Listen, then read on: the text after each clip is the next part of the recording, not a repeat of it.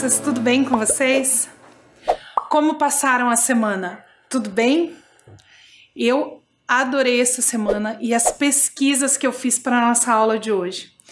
Lembra que na semana passada, então, nós começamos a falar sobre as organizações religiosas e falamos um pouquinho de como que ia funcionar as nossas próximas aulas, certo? Então, nós estamos aqui hoje para falar um pouquinho das organizações religiosas de matriz ocidental. Mas antes da gente começar, lembra da tarefa da semana passada? Então, eu vou dar um tempinho para você pegar o seu material, seu caderno ou a sua folha de anotação, seu lápis ou a sua caneta, e a gente volta, então, para falar um pouquinho da nossa atividade da semana passada antes de começar o conteúdo de hoje. Combinado? Eu espero você!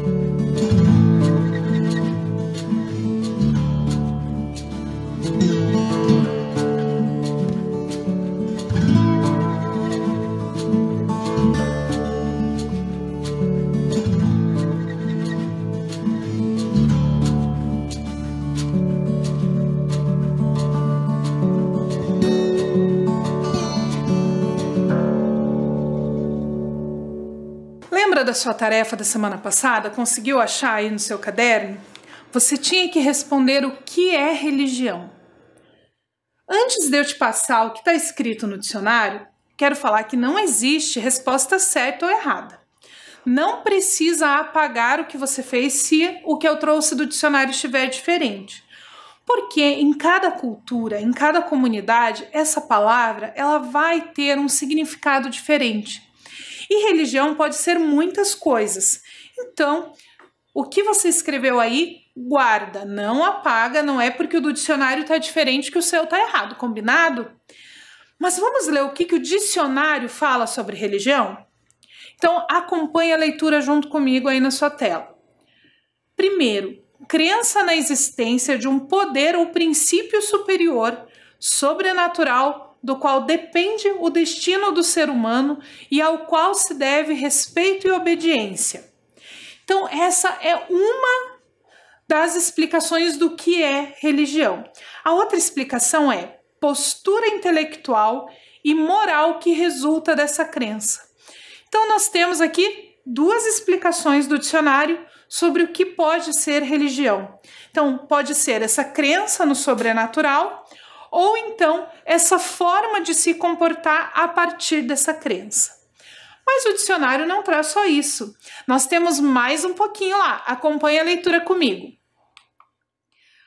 Outra explicação do dicionário diz que religião é um sistema de doutrinas, crenças e práticas rituais próprias de um grupo social, estabelecido segundo uma determinada concepção de divindade e da sua relação com o homem, fé e culto. Então aqui é mais perto do que a gente entende por organização religiosa, que são aquelas que têm um nome específico, que tem uma série de regras, de doutrinas a serem seguidas. Essa é a explicação mais comum de nós encontrarmos, principalmente quando a gente fala do nome das religiões, do nome dessas organizações. Mas o dicionário não traz só isso, temos mais um pouquinho lá sobre o que é religião. Outra explicação do dicionário diz que religião é o culto que se presta à divindade, consolidado nesse sistema de crenças. Então, para essa explicação, aquele momento de culto também é uma forma de religião. E por fim, o dicionário traz que é a observância cuidadosa e contrita dos preceitos religiosos, devoção, piedade e fervor. Então, tudo isso que o dicionário traz faz parte desse sistema de crenças, que é essa forma de acreditar e essa forma de se relacionar com o que se acredita. Por exemplo, se nós pensarmos dentro do cristianismo, o cristianismo é uma forma de crença, de acreditar na figura de Jesus Cristo como o Salvador da humanidade. Mas dentro desse sistema nós temos várias religiões diferentes, com doutrinas diferentes, com regras diferentes e até formas de acreditar nessa figura de Jesus diferentes. Se nós pegarmos, por exemplo, dentro do cristianismo, nós vamos ter o catolicismo, o protestantismo. Dentro do protestantismo nós temos várias formas diferentes de se organizar. Por isso que eu disse para você que religião é muito difícil da gente definir. Por isso, não existe uma resposta errada, porque podem ser várias coisas associadas. Combinado? Então, agora que você já viu o que é religião, nós vamos falar sobre religiões ocidentais. Mas o que será que são religiões ocidentais? Se nós pensarmos somente no mapa, e numa divisão entre ocidental, oriental, norte e sul, nós vamos ter uma divisão parecida com essa imagem. Como se eu tivesse pegado lá o mapa, né, o círculo que representa o planeta Terra, e dividido com uma régua. Mas isso seria uma divisão somente de espaço. Ela não estaria condizente com a cultura das pessoas, com a crença das pessoas. Pensando nisso, a nossa divisão de matrizes em oriental, ocidental, africana e indígena, ela não é dividida só pela região onde a pessoa está, onde a religião surgiu, onde a religião está presente. Essa divisão foi feita pensada na cultura, pensando na cultura desses povos. Alguns anos atrás, nós tínhamos um problema muito grande no planeta Terra de guerras. Não que as guerras tenham acabado, hoje nós ainda temos guerras, mas um pouco menores, envolvendo um número menor de países. Mas nós tivemos uma guerra chamada Guerra Fria. E esse período de Guerra Fria, que você vai estudar muito ainda nas aulas de história, foi responsável por repensar essa divisão entre oriental e ocidental no campo da cultura. Um dos estudiosos disso, José Henrique Bortolucci, explica para a gente o seguinte: no período da Guerra Fria, o conceito de Ocidente passa a ser associado à existência de certas instituições, como a democracia e o capitalismo, e ainda que de maneira difusa, também valores judaico-cristãos. Então, o que o José Henrique Bortolucci explica para a gente é que com esse advento da Guerra Fria, essa divisão passou a ser repensada a partir dessas instituições e desses valores. E o mapa da divisão entre oriental e ocidental ficou mais ou menos assim. O que está em azul é, então, o modo de pensar ocidental. E as religiões ocidentais também estão presentes nesses espaços. O que está em vermelho é o que comporta, então, o Oriente. E aí nós temos ainda a questão indígena e a questão afro, que nós vamos trabalhar em outras aulas. Então, só para você ter uma ideia de onde vem ou de onde estão essas religiões que nós vamos falar hoje, estão nessa parte azul do mapa. Nós vamos falar um pouquinho sobre religiões que vieram desses espaços. Aí você vai dizer para mim assim, mas professora, eu moro no Brasil, que está ali na parte branca, e a minha religião é uma dessas que você falou hoje. Sim, aqui no Brasil nós temos religiões de todas as matrizes. Como o Brasil foi um país colonizado por europeus e depois vieram muitos imigrantes, quando essas pessoas vieram para cá, elas trouxeram também a sua religião. Então aqui no Brasil nós vamos ter religiões ocidentais, orientais, africanas, e também ainda resquícios das religiões de matriz indígena, que era quem já estava aqui antes dos colonizadores chegarem, que são as religiões que já estavam presentes no período de colonização. E aí, todo mundo que vinha chegando no Brasil trazia também a sua religião. Por isso nós temos tanta diversidade religiosa aqui no nosso país. E para nós começarmos a nossa conversa hoje, eu tenho uma convidada mais que especial. É a Luísa. A Luísa assistiu à nossa aula onde nós falamos sobre o ensinamento dos valores entre os cristãos, lembra? Que nós estávamos falando de ancestralidade, tradição oral, e nós falamos de como que os cristãos passam os seus valores na família pela ancestralidade. A Luísa assistiu essa aula e preparou um vídeo explicando para a gente um pouquinho sobre a religião dela.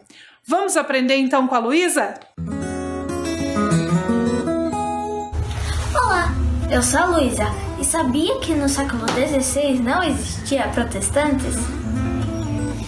Sabia que no século XVI só os padres tinham acesso à Bíblia? Sabia que um homem muito importante no século XVI queria ter acesso à Bíblia e o nome dele era Martinho Lutero?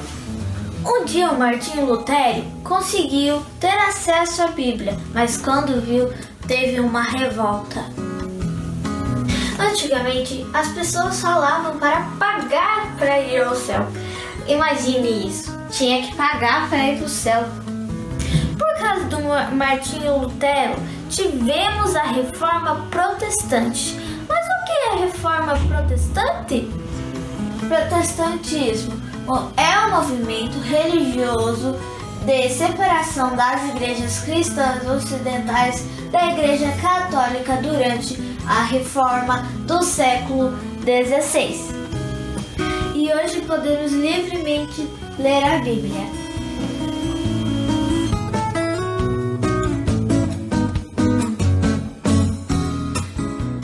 A Luísa contou pra gente um pouquinho da história da Igreja Luterana, da Reforma Protestante, que também é uma coisa que você vai estudar bastante nas aulas de história. E dentro dessa Reforma Protestante, nós tínhamos uma pessoa muito importante, que foi Martinho Lutero.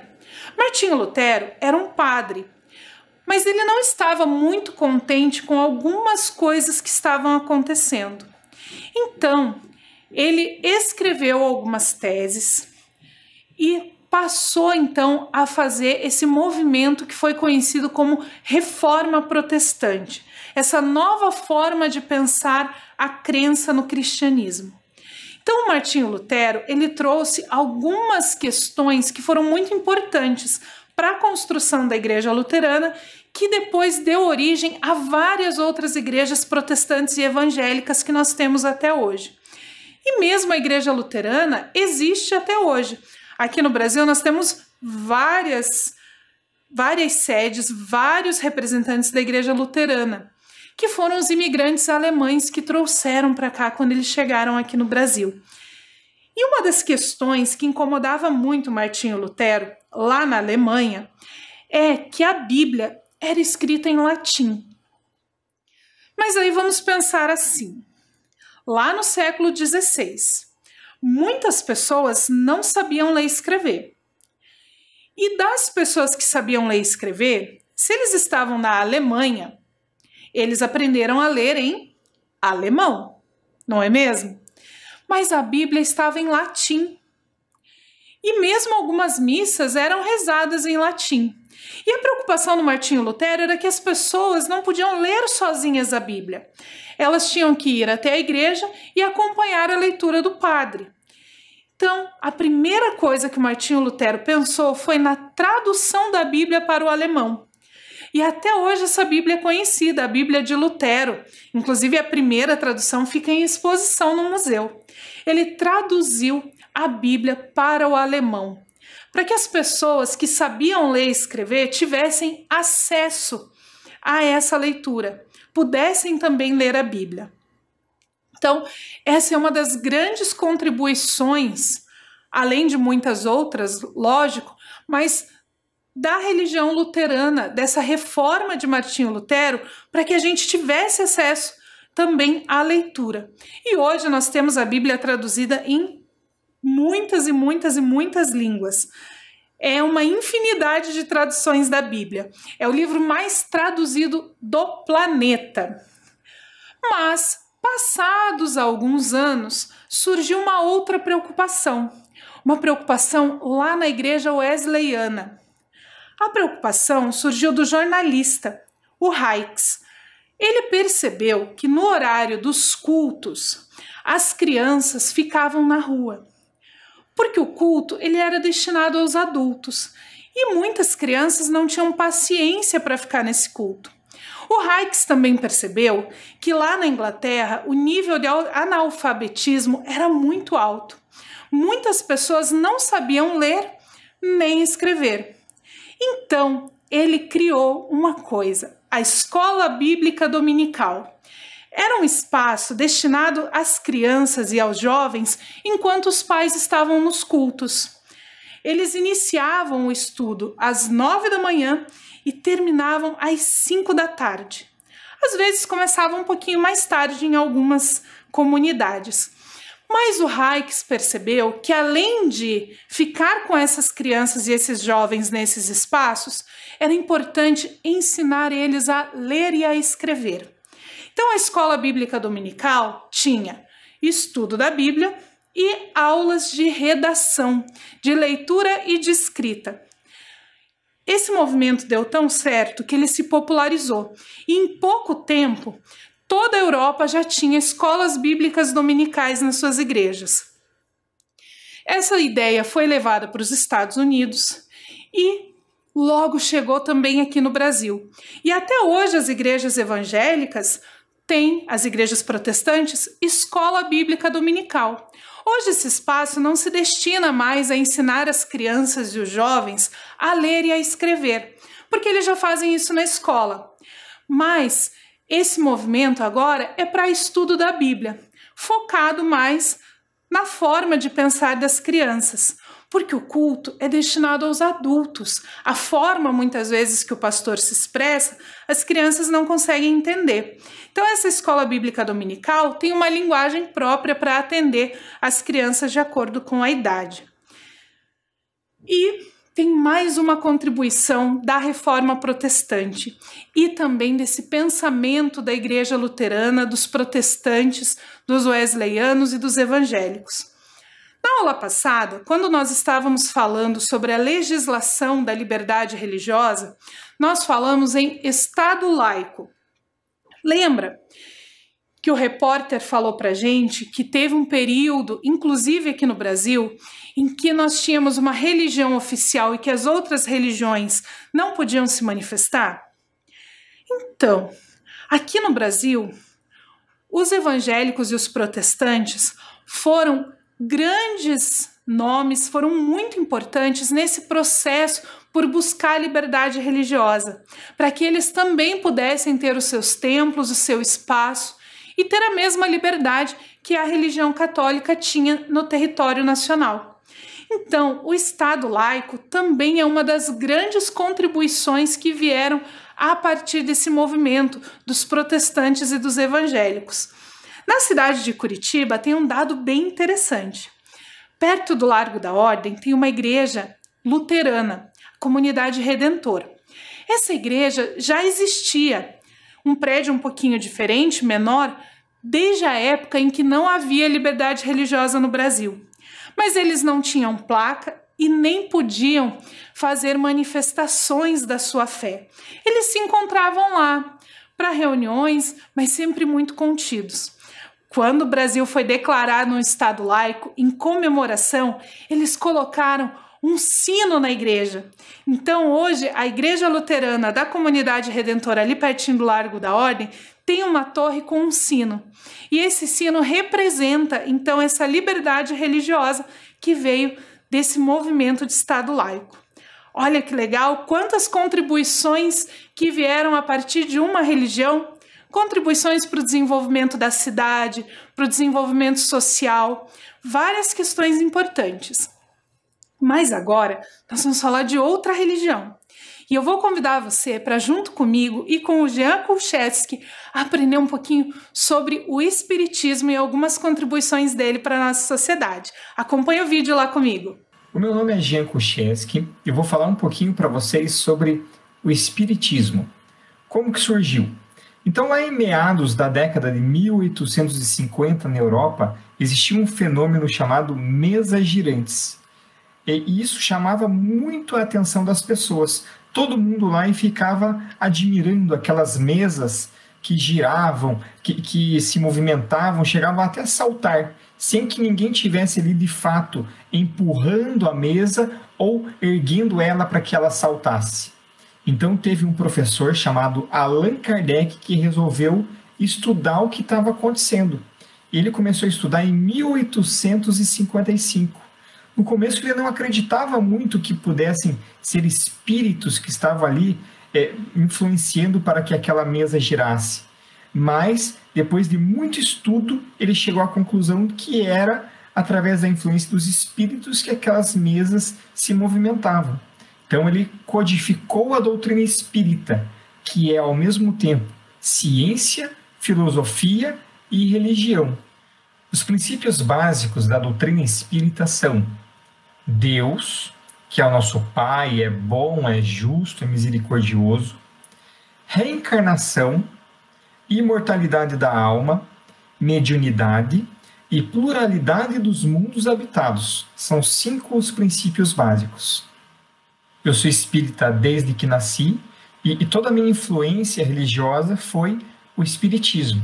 E desde pequenininho eu sempre perguntava para minha mãe: mãe, por que existem pessoas que têm muito dinheiro e pessoas que não têm dinheiro? Por que existem pessoas com limitações e pessoas que não têm limitação nenhuma? Por que isso acontece? E aí está ela agora, Josiele Kulcheski, que vai responder também para vocês. Mas como de repente, a gente vendo o filme do Extraordinário, o menininho nascer com a face toda deformada por problemas da gestação, problemas genéticos, será que Deus seria aquele que de repente privilegia uns e castiga outros, sendo soberanamente bom e justo? Jamais. Então vamos imaginar a doutrina espírita colocando para todos nós que existe a reencarnação, que temos muitas vidas para frente e tivemos muitas vidas lá atrás. Então somente essa doutrina explicando das nossas vidas sucessivas é que poderia justificar essas diferenças, tanto de saúde como doença, tanto como pobreza como riqueza, porque tudo é um aprendizado para todos nós. Tudo nos traz uma lição. E eu perguntava desde pequenininho também para o meu pai, já que a gente tem várias reencarnações, por que a gente não lembra das outras vidas? E agora está aí ele, Divaldo Kulcheski, para responder também para vocês. Todos nós já nascemos muitas vezes. E muitas outras vezes nasceremos até que consigamos ser perfeitos. Durante o tempo em que estamos reencarnados, nós nos esquecemos de nossas vidas passadas. O esquecimento do passado na reencarnação é bondade divina. Seria muito perturbador termos consciência de ter praticado atos que tivessem prejudicado aqueles hoje com quem convivemos. A lembrança do passado atrapalharia a nossa vida de hoje. Por isso, Deus, em sua infinita misericórdia, nos faz esquecer temporariamente o que fomos nas encarnações anteriores. Todo conhecimento espírita, ele é passado de várias maneiras. Algumas delas, através da leitura das obras básicas. Kardec deixou 5 livros que formam o Pentateuco Espírita. São 5 livros: o Livro dos Espíritos, o Livro dos Médiuns, o Evangelho segundo o Espiritismo, o Céu e o Inferno e a Gênese.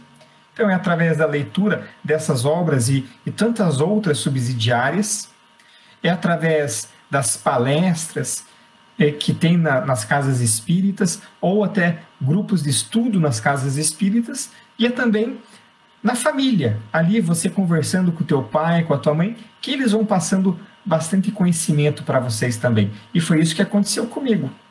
E agora tudo isso aí do espiritismo, eu e a minha esposa, a gente vai passar para nossa filha, a Júlia, que está com 1 ano e 4 meses. Ela é bem novinha, mas ela vai crescendo e a gente vai passando tudo isso para ela. E uma coisa que eu queria até frisar é que O grande guia e modelo da doutrina espírita é Jesus. É Jesus que a gente tem como guia e modelo. Então, uma das coisas que eu já estou colocando ali para minha filha é nós buscarmos sempre seguirmos os ensinamentos do Mestre Jesus. Julião, e o que Jesus ensina para a gente? Que a gente tem que fazer para o outro o que a gente quer que o outro faça para a gente. O Jean falou aí no vídeo de uma pessoa muito importante para o movimento espírita, para essa doutrina, essa religião, que foi Allan Kardec. Allan Kardec, então, foi a pessoa que decodificou o espiritismo. Não foi ele quem criou o espiritismo. Ele apenas redigiu esse conhecimento em forma de livros para que outras pessoas também tivessem acesso. E o movimento espírita também tem inúmeras contribuições para a nossa sociedade, para a forma como nós nos organizamos. Um deles é o princípio da caridade. Allan Kardec dizia que fora da caridade não existe salvação. Mas o que será que é caridade? Caridade é aquele sentimento de ajudar o próximo, de dividir com quem tem menos, aquela busca por fazer o bem para todas as pessoas. Então, é muito comum nós vermos dentro das comunidades espíritas, dentro das casas espíritas, esse sentimento de caridade, de doação. A doação pode ser em forma de ajuda financeira para quem precisa, em forma de alimentos, em forma de conhecimento e, às vezes, até uma palavra amiga naquele momento que a pessoa precisa. Essa doação é uma doação daquilo que você tem de sobra ou daquilo que você pode dividir. E muitas vezes o que nós podemos dividir é uma roupa, é um alimento ou um abraço. Então, essa ideia de caridade é muito importante dentro do espiritismo, pois, como diz Kardec, sem caridade não há salvação. Então, muitos dos movimentos sociais seguem esses princípios espíritas da caridade, da doação. Uma outra questão muito importante do movimento espírita, da doutrina espírita, é a difusão do conhecimento. O Jean falou ali no vídeo que a doutrina espírita é uma religião, é ciência e é uma filosofia. Dentro das casas espíritas, você não vai ouvir, por exemplo, eles te convidarem para a missa, para o culto, eles vão te convidar para palestras. Essas palestras, elas podem trazer os conhecimentos religiosos, podem trazer conhecimentos filosóficos, conhecimentos científicos. São palestras que trazem muito conhecimento para esse desenvolvimento do ser humano também pelo conhecimento. Então, a difusão do conhecimento é uma questão muito importante dentro da doutrina espírita e contribui muito para várias áreas da sociedade, não só para quem segue a religião. Nós temos vários programas de televisão, programas de rádio que trazem esses conhecimentos para quem quiser ouvir, não só para os seguidores do espiritismo, mas também para toda a população. Essa difusão do conhecimento é um dos princípios também desta religião do espiritismo. Os espíritas também lutaram muito pela liberdade religiosa, pelo reconhecimento enquanto organização e para ter o seu espaço. Durante muito tempo foram alvo de muito preconceito, justamente pela falta de conhecimento das pessoas do que eles realmente faziam. Então, com esses projetos de caridade, de difusão do conhecimento, eles também ajudaram nessa construção da liberdade religiosa e do Estado laico. Aqui no Brasil, nós tivemos uma pessoa muito importante na difusão do conhecimento e na caridade, em tudo que o Espiritismo representa, que foi Chico Xavier. Chico Xavier é reconhecido não só como espírita, mas também como um dos grandes líderes religiosos aqui no Brasil. Então, agora que você já aprendeu um pouquinho sobre as contribuições do protestantismo e do espiritismo na sociedade, na construção das cidades e no desenvolvimento das cidades, a gente vai ver um pouquinho do que você pode fazer. Então, a sua tarefa de hoje é pensar e escrever como você pode ajudar, como você pode contribuir para o desenvolvimento da sua casa. Lógico que nós em casa não temos como contribuir tanto no desenvolvimento da cidade como uma religião consegue, mas nós podemos começar na nossa casa. Então, anota lá a sua tarefa e durante a semana você pensa em como você pode contribuir para o desenvolvimento aí da sua casa, da sua família, combinado? Então, copia lá.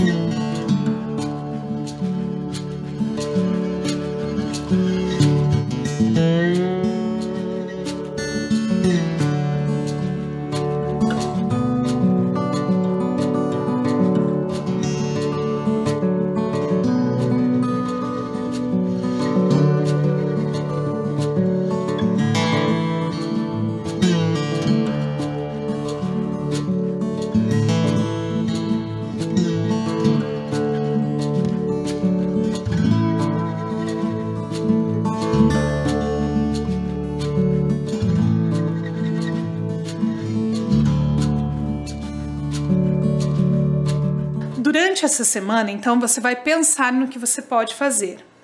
E nós vamos agora para a nossa hora da leitura. Lembra que na semana passada nós combinamos que cada aula eu ia ler um pedacinho desse livro para você? Então, esse livro vai ajudar também você a pensar aí nessa sua atividade, em como que você pode ajudar o próximo. Então, só para a gente lembrar, o nome do livro é Onde Existe Amor, Deus Aí Está. Quem escreveu esse livro foi o russo Leon Tolstói. Então vamos ver o que aconteceu hoje com o nosso personagem? Lembra dele, o Avidite, que estava triste, tristinho e começou a ler a Bíblia? O que será que aconteceu quando ele começou a ler? Vamos ver o que aconteceu com o nosso personagem hoje. Um dia, Avidite leu demais e acabou esquecendo-se da hora.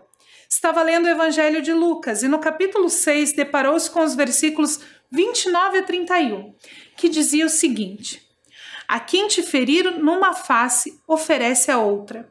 A quem te arrebatar a capa, não recuses a túnica. Dá a quem te pedir e não reclames de alguém tomar o que é teu.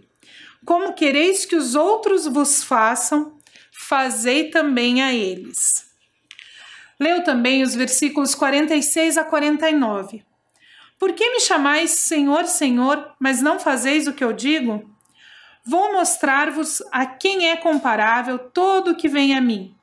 Escuta as minhas palavras e as põe em prática. Assemelha-se a um homem que, ao construir uma casa, cavou tanto, aprofundou e lançou os alicerces sobre a rocha. Veio a enchente, a torrente deu contra essa casa, mas não pôde abalar, porque estava bem construída. Aquele, porém, que escutou e não pôs em prática, é semelhante a um homem que construiu sua casa na areia, sem alicerce. A chuva veio contra ela e imediatamente desabou. Foi uma grande ruína. Avidite leu essas palavras e sentiu alegria na sua alma. Tirou os óculos, colocou sobre o livro e debruçou-se sobre a mesa. Pôs-se a refletir. Começou a comparar a sua vida com as palavras que tinha lido e pensava consigo mesmo: será que a minha casa está sobre a rocha ou sobre a areia? Ainda bem que está sobre a rocha. Parece tudo fácil quando estou sentado aqui. Parece que eu fiz tudo o que Deus mandou. Mas logo que me distraio, peco novamente. Apesar disso, vou continuar tentando. Pensando assim, quis ir deitar-se, mas não conseguia parar de ler. Avançou também no 7º capítulo. Leu sobre a história de um centurião, sobre o filho da viúva, sobre a resposta aos discípulos de João Batista. Chegou à parte em que o rico convidou Jesus para ir à sua casa e leu sobre uma mulher pecadora que lhe ungiu os pés, regando-os com as próprias lágrimas, e como ele a perdoou. Até que ele chegou no versículo 44, que dizia o seguinte: e voltando-se para a mulher, disse a Simão: vês esta outra mulher? Entrei em tua casa e não me derramaste água nos pés. Ela, ao contrário, regou meus pés com lágrimas e enxugou com os seus cabelos. Não me deste um ósculo, que quer dizer beijo no rosto. Ela, porém, desde que eu entrei, não parou de cobrir os meus pés de beijos. Não me derramaste óleo na cabeça. Ela ungiu os meus pés com perfume. Ele leu esses versos e pensou: não deu água para os pés, não deu beijo, não ungiu a cabeça com óleo. Avidite tirou novamente os óculos, colocou-os sobre o livro e pensou de novo. Pelo jeito, o fariseu era como eu, que também só pensava em mim mesmo. Tomava o meu chá num cantinho quente e aconchegante, sem preocupar-me com as visitas. Só me lembrava de mim e esquecia-me dos outros. E quem era o convidado do fariseu? O próprio Jesus.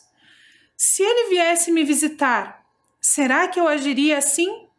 Avidite, debruçado sobre a mesa, nem percebeu quando adormeceu. Martim! Ouviu de repente alguém soprar em seu ouvido. Alvoroçou-se meio zonzo de sono e disse: quem está aí?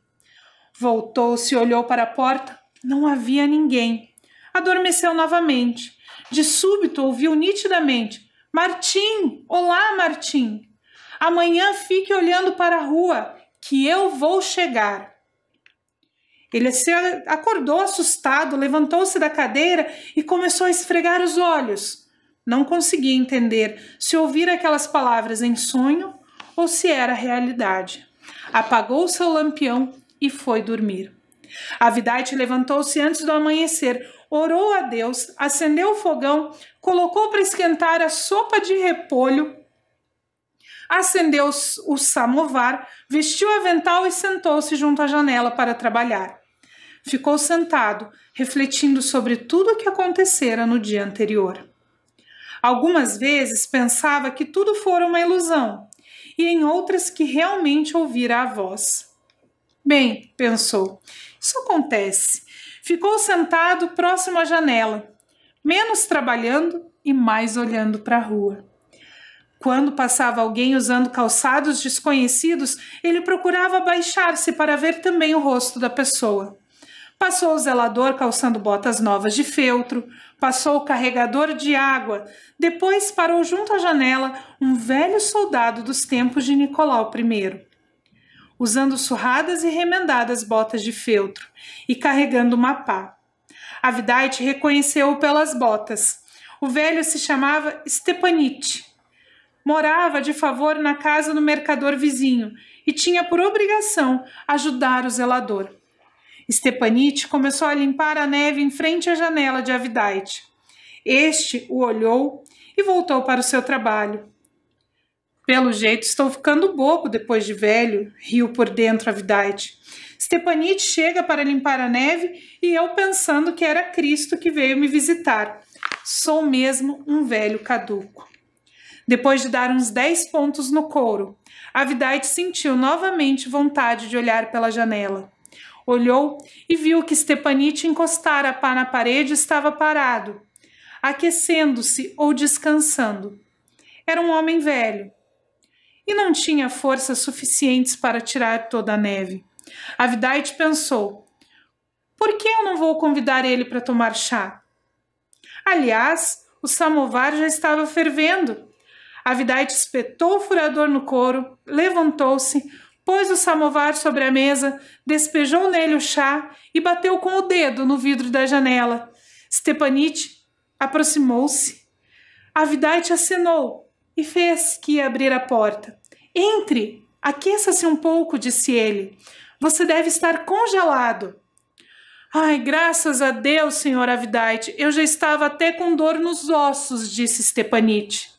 Ele entrou, espanou a neve, começou a limpar os pés para não sujar o chão, mas cambaleou. Não precisava limpar. Eu limpo depois, disse Avidite. Sente-se. Então, Avidite encheu 2 copos, serviu o visitante e começou a soprar o seu chá para ele esfriar. Nesse trecho da história hoje, nós vimos como Avidite conseguiu ajudar o próximo. Só uma ideia aí de como que você pode pensar na sua tarefa dessa semana, como que você pode, então, ajudar o próximo. Com isso, nós encerramos a nossa aula de hoje. Fique bem, lave bem as mãos, tome bastante água e nós nos encontramos na semana que vem para falar mais um pouquinho sobre as religiões de matriz ocidental e aprender mais um pouquinho da história do Avidite. Então, até semana que vem.